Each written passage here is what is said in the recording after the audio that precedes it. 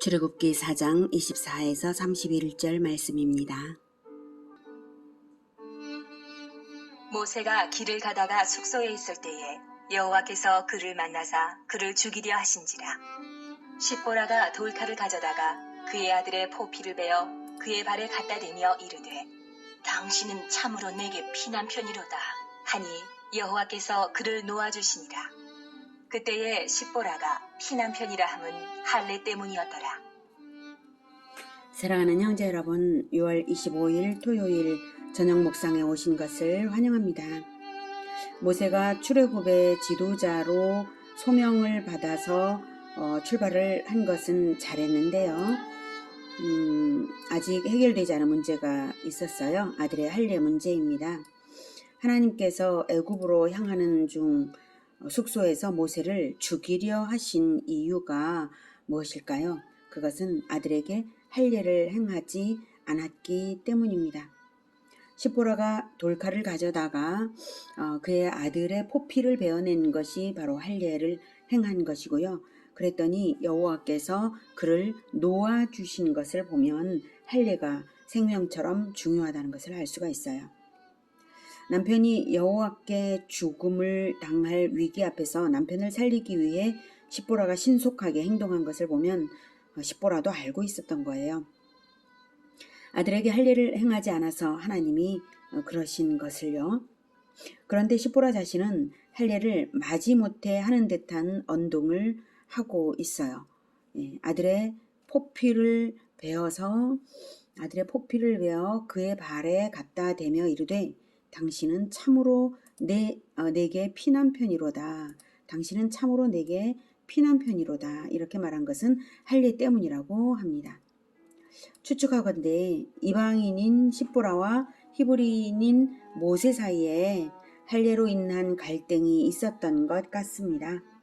그래서 십보라의 반대로 인해 두 아들 중 하나는 할례를 미처 실행하지 못했던 것으로 봅니다. 숙소에 있을 때에, 즉 가족이 함께 있을 때에 하나님이 그렇게 하셨으므로 십보라의 할례 시행 행동을 유도하기 위한 것이라고 생각합니다. 결과적으로 그렇게 되었고요. 자, 그러면 우리가 알아야 할 것은 할례의 의미와 그 중요성입니다. 하나님이 모세를 죽이려 하셨다는 것은 생명을 걸 정도의 중요성이 할례에 있다는 것입니다. 이제 출애굽의 지도자로 출발하는 마당인데 하나님 백성의 정체성을 나타내는 할례를 지도자인 모세가 자기 아들에게 행하지 않은 것은 아들을 죽음에 방치한 것과 다를 바 없는 심각한 일이므로 하나님께서 개입하신 것이고 아들의 생명 대신 네 생명으로 갚으라는 듯이 죽이려 드신 것이죠. 그러면 할례란 무엇인지, 그 의미가 무엇인지, 왜 포피를 베는지, 우리에게는 무슨 의미가 있는지를 알아야 하겠습니다. 할례는 이스라엘의 할례는 남자의 성기 끝 피부를 잘라내는 의식인데요. 난지 8일 만에 행하거나 이방인이 여호와 신앙을 받아들여서 하나님의 백성이 되고자 할 경우에도 행합니다. 할례의 의미는 여호와의 언약 백성이라는 정체성의 표식입니다. 맨 처음 할례 명령을 주시던 하나님의 명령, 창세기 17장 10에서 14절을 확인해 볼게요. 너희 중 남자는 다 할례를 받으라. 이것이 나와 너희와 너희 후손 사이에 지킬 내 언약이니라. 너희는 포피를 베어라. 이것이 나와 너희 사이에 언약의 표징이니라. 너희의 대대로 모든 남자는 집에서 난 자나 또는 너희 자손이 아니라 이방 사람에게서 돈으로 산 자를 막론하고 난지 8일 만에 할례를 받을 것이라. 너희 집에서 난 자든지 너희 돈으로 산 자든지 할례를 받아야 하리니 이에 내 언약이 너희 살에 있어 영원한 언약이 되려니와 할례를 받지 아니한 남자 곧 그 포피를 베지 아니한 자는 백성 중에서 끊어지리니 그가 내 언약을 배반하였음이니라. 언약을 배반하지 말라는 뜻으로 하나님의 언약 백성임을 결코 잊지 말라는 뜻으로 몸에 13절에 내 언약이 살에 너희 살에 있어. 몸에 영원한 언약이 되게 하려고 살에 새겨라 그러신다는 말씀이죠. 언약을 엄청 힘주어 반복 강조를 하시는 게 느껴집니다. 심지어 할례를 안 하면 백성 중에서 끊어지리니 그가 내 언약을 배반하였음이니라. 언약을 배반한 자로 간주해서 언젠가는 백성 중에서 끊어지게 하겠다는 하나님의 결단이십니다. 이쯤에서 궁금해지는 것은 무슨 이유가 있었기에 할례를 명하셨을까? 그리고 왜 하필 그런 방법일까 하는 것입니다. 하나님이 할례 명령을 하신 때는 아브라함이 하갈을 취해서 이스마엘을 출생시키고 난 후 13년이 된 때였습니다. 아브라함에게 친밀하게 대하시던 하나님께서 왠지 13년 동안은 아브라함을 만나주시지 않으시다가 불쑥 나타나셔서 명하신 것이 바로 언약 백성의 표징을 살에 새기는 할례를 행하라는 것이었습니다. 무엇을 눈치챌 수가 있나요? 바로 아브라함이 언약 백성의 정체성을 분명히 갖지 못하고 언약을 어기는 행동을 했다는 의미죠. 아브라함은 하갈을 통해 아들을 낳은 것은 엄밀하게 볼 때 하나님의 언약을 어긴 것이었습니다. 하나님의 언약은 일련의 언약이 하나로 통일되어 있어서 여러 언약이 아니라 하나의 언약입니다. 마치 진주 목걸이처럼 일련으로 꿰어진 것입니다. 즉 아브라함에게 주신 언약은 에덴에서 아담과 하와에게 주신 언약으로부터 시작되어서 이어진 언약입니다. 그러므로 아브라함은 반드시 사라를 통해서 맏아들을 낳아야 했습니다. 왜죠? 여자의 후손 언약대로 되려면 여자의 후손을 낳아야 하는데요. 삼위일체 연합으로 존재하시는 하나님의 자녀는 하나님을 닮아서 삼위일체적 연합으로 대를 잇는 출산이어야 하는 것이지 가정의 분열을 초래하는 방식으로 출산할 수가 없기 때문입니다. 그것은 언약의 방식이 아니므로 방법적인 배반입니다. 언약들을 꿰어서 확인을 해 봅시다. 창세기 1장 26에서 27절 하나님이 이르시되 우리의 형상을 따라 우리의 모양대로 우리가 사람을 만들고 그리고 27절에 하나님이 자기 형상 곧 하나님의 형상대로 사람을 창조하시되 남자와 여자를 창조하시고 하나님께서 하나님의 형상대로 사람을 만드는데 하나님의 형상대로인데 남자와 여자를 창조하셨어요. 삼위일체로 연합하신 하나님을 닮아 연합적인 존재로 인간을 창조하심으로 남자와 여자로 만드셨습니다. 연합하라고. 하나님은 영이시고 육체가 아니신데 당신의 자녀인 인간은 육체를 가진 영적 존재로 만드신 이유는 남자와 여자의 연합을 통해 대를 이어 온 세상의 생육 번성 충만하여 다스리는 하나님의 나라를 꿈꾸셨기 때문입니다. 출산하는 존재를 만들어서 대를 잇게 하셨고 그리고 연합으로서 출산하는 존재가 되어서 그것이 복이 되게 하시고 마침내 여자의 후손을 낳고 영원한 하나님 나라를 완성시키려는 계획이셨던 것이죠.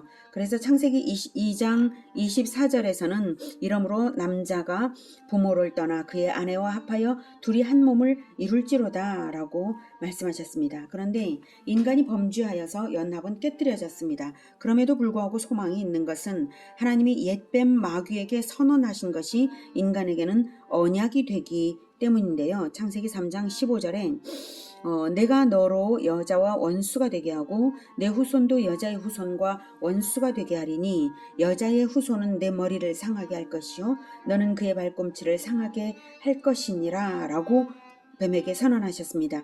여자의 후손이 마귀를 멸할 때가 승리의 때요 구원의 때, 구원입니다. 그래서 여자의 후손을 낳아 옛뱀 마귀를 멸하게 하는 것이 인류의 사명이 되었습니다. 그러므로 회복의 방법도 다시 가정의 연합입니다. 그래서 맨 첫 범죄를 저지를 때에 아담과 하와 사이에 분열이 되었죠. 그런데 이제 회복의 방법도 바로 가정의 연합, 즉 여자의 후손을 낳아야 되니까요. 가정의 연합입니다. 그렇게 태어날 여자의 후손 그리스도의 나라를 준비하기 위해 아브라함을 선택하신 하나님은 영토와 큰 백성을 주겠노라고 언약하십니다. 나라를 이루려면 백성과 영토가 필요하죠. 왕은 나중에 그리스도를 보내실 것이고요.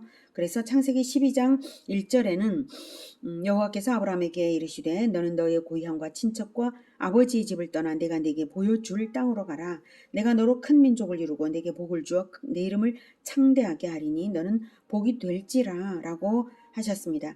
그 후 아브라함이 애굽에서 사라를 바로에게 빼앗길 뻔했을 때에도 하나님이 비상적인 방법으로 사라의 정조를 지켜주셨습니다. 사라를 통해서 약속의 후손이 태어나야 하기 때문입니다.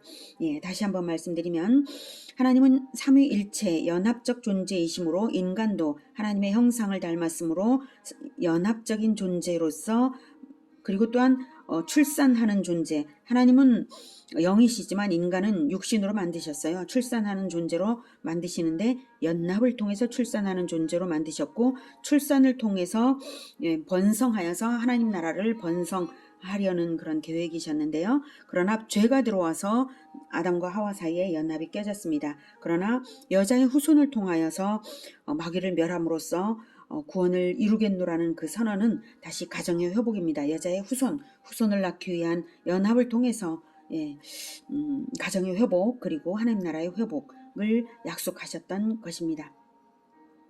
자, 그러면 당연히 연합을 이룰 사라를 통해서 약속의 후손이 태어나야 하기 때문에 하나님께서는 애굽에서도 바로에게 사라를 빼앗겼을 때도 사라의 정조를 지켜주셨던 것입니다. 창세기 15장 4절에 여호와의 말씀이 그에게 임하여 이르시되 그 사람이 내 상속자가 아니라 내 몸에서 날 자가 내 상속자가 되리라 라고 아브라함에게 말씀하셨어요. 가나안 땅을 받을 상속자가 출산을 통해 얻어질 것은 아주 분명하고요. 그리고 아브라함의 몸에서 날 자이므로 누구를 통해서 낳아야 하겠습니까? 당연히 사라를 통해서 낳아야죠. 그런데 결국 아브라함은 애굽 여종 하갈, 애굽 여종 하갈을 첩으로 취하여서 이스마엘을 출산하고 말았습니다. 자, 이렇게 되었으니 하나님께서 어떻게 하셔야 합니까? 하나님의 계획을 바꾸어서 이스마엘을 통해 그리스도를 나게 할까요? 이스마엘을 버리고 사라에게서 태어나게 할까요? 하나님의 백성의 영역을 넓혀서 이스마엘까지도 은혜로 받아들이실까요? 네. 세 번째를 선택하신 것입니다.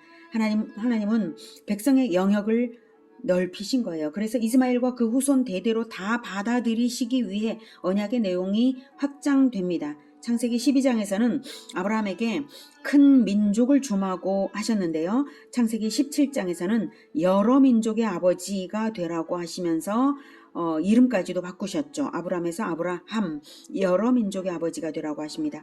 은혜의 영역이 확장되었죠. 사라의 아들 이삭의 후손과 하갈의 아들 이스마엘의 후손이 각각 서로 다른 민족이 될 것이기 때문에 여러 민족을 전부 받아들이신 것입니다. 할례는 후손의 죽음을 상징하죠. 아브라함이 행한 것은 배반인데 그래서 하나님께서 이때의 할례를 명하신 것입니다.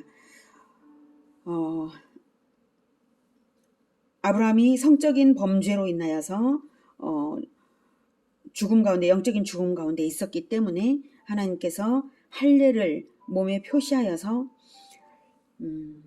하나님의 은혜로 하나님의 언약 백성임을 기억하고 믿음으로 끝까지 후손 대대로 이어가도록 명하신 것입니다. 아브라함이 행한 것은 배반인데 하나님은 은혜로 덮으시고 계신 것입니다. 그러나 그 은혜를 베푸실 때에 하나님에게는 합당한 진리를 바탕으로 해야 합니다. 무조건적인 은혜를 베풀 수가 없으십니다. 진리의 하나님이셔서요. 베풀어지는 은혜에는 근거가 있어야 합니다. 진리의 하나님이셔서요. 즉 아브라함의 배반의 대가를 누군가 피로 갚아서 속죄를 해야 하는 것이죠. 그 피의 속죄를 상징하기 위해 아브라함의 잘못이 생각나는 남자의 성기 포피를 베어내는 의식을 행하게 하시는데요. 그것은 후손의 죽음을 상징합니다. 남자의 성기가 생명의 원천이고 베어내어 피를 흘리게 하는 것이니까 그렇습니다. 하나님은 철저히 행한 대로 갚으시는 심판주 하나님이시며 사랑과 은혜가 충만하신 분이십니다. 아브라함이 행한 대로 갚으시되 그 후손인 그리스도 예수님께 갚으실 것을 할례의 예표로 주신 것입니다. 이로써 히브리서 9장 22절에 피 흘림이 없은즉 사함이 없느니라는 말씀은 할례에서도 동일하게 나타나는 진리입니다. 할례는 신약에 와서는 그리스도의 십자가 사건 이후 제사 제도의 폐지와 함께 폐지되었습니다. 그러나 그 의미는 세례로서 이어져 왔습니다. 세례는 할례와 그 의미가 동일합니다. 오늘 하나님이 모세에게 나타나서 아들의 할례를 행하지 않은 것을 모세의 생명으로 갚으라고 압박하신 것을 보며 무엇을 알 수 있나요? 민족을 구하는 것보다 더 우선할 것은 바로 자녀의 구원이다 라고 하는 것입니다. 복음으로서 영적인 자녀를 낳아야 한다라고 하는 것입니다. 모든 그리스도인은 가정에서부터 자녀에게 신앙을 전수하는 일에 실패해서는 안 됩니다. 지도자라면 더욱 그렇습니다. 생명을 걸고 해야 할 중요한 일이 자녀 구원, 신앙 전수라고 알려주시기 위해 하나님은 모세의 목숨을 위협하신 것입니다. 자녀를 두신 우리들뿐만 아니라 미혼이신 분들도 깊이 새겨야 할 것입니다. 영적인 자녀들을 낳는 복음화로서 오늘의 가르침에 순종하시기를 바랍니다. 또한 할례를 처음 명하셨던 때에 하나님의 말씀을 통해서 언약 백성을 결코 버리지 않으시고 더 큰 은혜로 덮으시면서 자기 아들의 생명으로 죄인들을 대신하실 것을 살에 새겨 넣으신 하나님의 은혜로우심을 깊이 생각해 보시기 바랍니다. 하나님은 참으로 사랑과 은혜가 놀라우시며 진리의 하나님이시고 신실하신 하나님이십니다. 27절 여호와께서 아론에게 이르시되 광야에 가서 모세를 맞으라. 하심에 그가 가서 하나님의 산에서 모세를 만나 그에게 입맞추니 모세가 여호와께서 자기에게 분부하여 보내신 모든 말씀과 여호와께서 자기에게 명령하신 모든 이적을 아론에게 알리니라. 모세와 아론이 가서 이스라엘 자손의 모든 장로를 모으고 아론이 여호와께서 모세에게 이르신 모든 말씀을 전하고 그 백성 앞에서 이적을 행하니 백성이 믿으며 여호와께서 이스라엘 자손을 찾으시고 그들의 고난을 살피셨다 함을 듣고 머리 숙여 경배하였더라. 하나님께 소명을 받은 모세가 출애굽의 지도자로 갈 때에 선행되어야 할 것들이 있었는데 다 해결되었죠. 장인의 허락을 받았고 하나님의 개입하심으로 아들에게 할례도 행했고요. 그리고 모세를 찾던 바로는 전 바로는 이제 없습니다. 그리고 아들에게 할례도 행했고요. 네, 이제 가족은 데려가려고 나귀에 태워서 출발까지는 했는데요. 아마도 중도에 장인에게로 되돌려 보내는 것 같습니다. 이후에 모세의 사역 중에 가족에 관한 언급이 전혀 없는 점으로 봐서 그렇고요. 또 출애굽 후에 시내산에 도착했을 때 장인이 모세의 아내와 아들들을 데리고 모세에게 찾아온 것으로 봐서 그것을 짐작할 수 있습니다. 출애굽기 18장에 나옵니다. 모세를 찾아온 장인 이드로가 출애굽의 소식을 듣고는 여호와를 믿게 되고 찬양하며 제사까지 드리는 역사적인 일이 훗날 있었습니다. 그리고는 가나안까지의 여정의 길 안내의 역할을 이드로 족속이 하게 되죠. 그러고 보니 모세의 처자식 때문에 시내산에서 장인이 모세를 만나게 되도록 섭리하신 것이 또한 느껴집니다. 이렇게 하나님이 하시는 일은 우리가 모르는 사이에 진행되며 전방위적으로 역사를 주관하시며 섭리하십니다. 데살로니가전서 5장 24절에 너희를 부르시는 이는 미쁘시니 그가 또한 이루시리라 하신 말씀대로 하나님은 참으로 모든 것을 예비하시고 언약대로 계획대로 가장 좋게 이루시는 분이십니다. 그러니 아무 걱정할 것이 없겠죠.